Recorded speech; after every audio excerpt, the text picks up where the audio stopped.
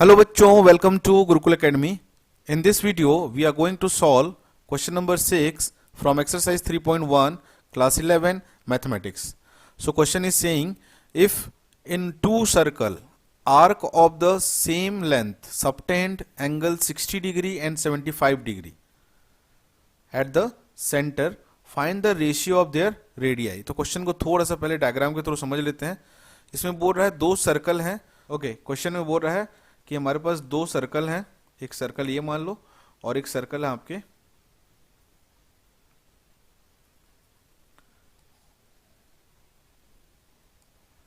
ये एक सर्कल मान लेते हैं। ठीक है, डिफरेंट रेडियस के दो सर्कल हैं, लेकिन इनके जो आर्क की लेंथ है दैट इज सेम है ना। तो आर्क मान लेता हूं मैं, एक आर्क ये ए है, ये बी है, और यहां पे जो आर्क ले रहे हैं हम लोग ए डैश और बी डैश, दोनों आर्क की लेंथ सेम है। ठीक है, यहां अगर एल है सो दिस इज ऑल्सो एल। ठीक है, अब बोल रहा है ये अपने अपने सेंटर से जो एंगल सबटेंड कर रहे हैं वो वैल्यू अलग अलग है। सो एक वाली की आपकी एंगल गिवन है 60 डिग्री और एक 75 डिग्री। हमको इनके रेडियस का रेशियो निकालना है, तो पहले इनको मैं ज्वाइन कर लेता हूं।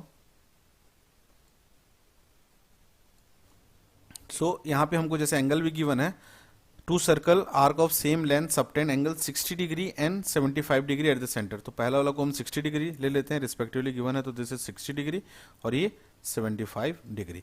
अब जो जो गिवन है हम उसको स्टेटमेंट में यहाँ पे नोट डाउन कर लेते हैं। ठीक है, तो लिखते हैं let the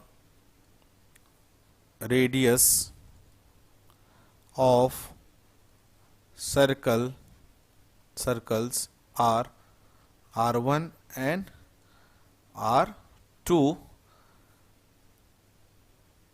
and length of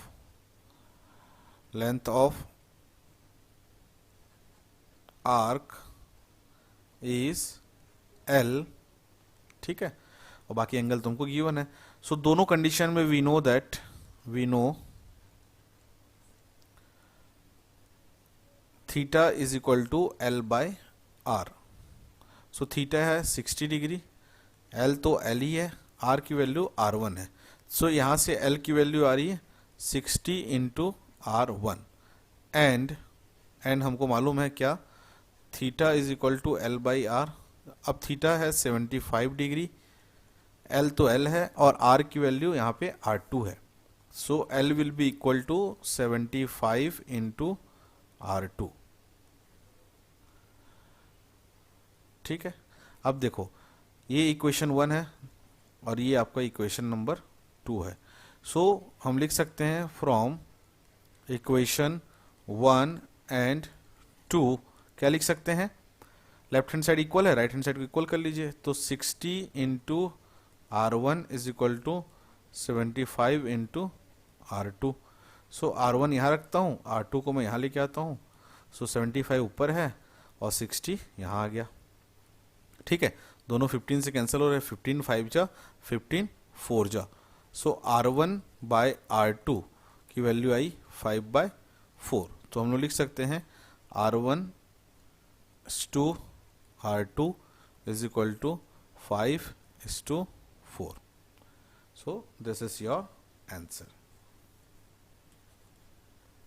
ठीक है, अब देखते हैं बेटा लास्ट क्वेश्चन है आपका क्वेश्चन नंबर 7।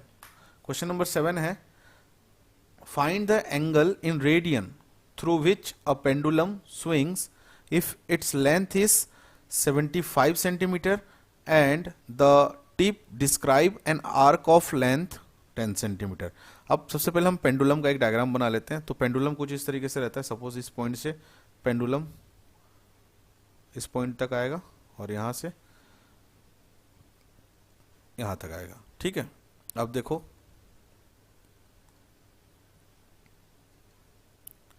इसमें अलग अलग लेंथ आपको गिवन है। मान लो ये पेंडुलम का सेंटर है।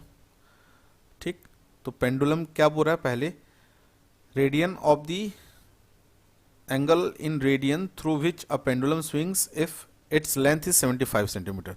तो सॉल्यूशन देखते हैं, सॉल्यूशन पहला फर्स्ट का। तो लेंथ ऑफ पेंडुलम आपको गिवन है, length of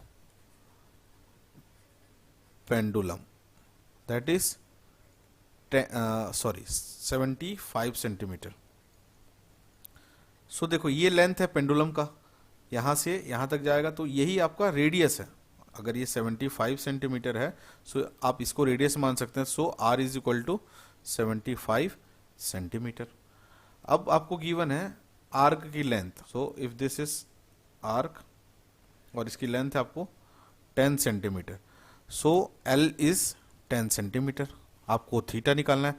you know that theta is equal to l by r. So theta will be equal to L is 10, R is 75. तो इसकी वैल्यू आ जाएगी आपकी, कैंसिल करो, 5 2 जा 5 15 जा। सो थीटा की वैल्यू आ गई आपके पास 2/15 रेडियन। ठीक है। सेकेंड क्वेश्चन इसी में आप देखिए, क्वेश्चन नंबर 2 का सॉल्यूशन। इसमें आपको गिवन है 15 सेंटीमीटर, यहाँ पे L की वैल्यू है 15 centimetre, R is the same 75 centimetre. You have to find the, बस ये जो लेंथ है ये लेंथ चेंज हो रहा है। अब ये लेंथ कितना है, अब ये लेंथ है आपका 15 सेंटीमीटर। 15 सेंटीमीटर, पहले 10 था, अब सेकेंड क्वेश्चन में 15 है। सो थीटा क्या हो जाएगा, L by R। So theta is equal to L is 15, R is 75, 15 1 जा 15 5 जा। तो थीटा की वैल्यू आ गई 1/5 radian. This is your answer. So question number 3 आपको यहाँ पे बोल रहा है 21 सेंटीमीटर। 21 सेंटीमीटर को आप लोग खुद से बनाइए। सो यहीं पे हमारा एक्सरसाइज 3.1 फिनिश होता है। मिलते हैं हमारे नेक्स्ट वीडियो में, तब तक के लिए बाय बाय, टेक केयर और पढ़ते रहिए।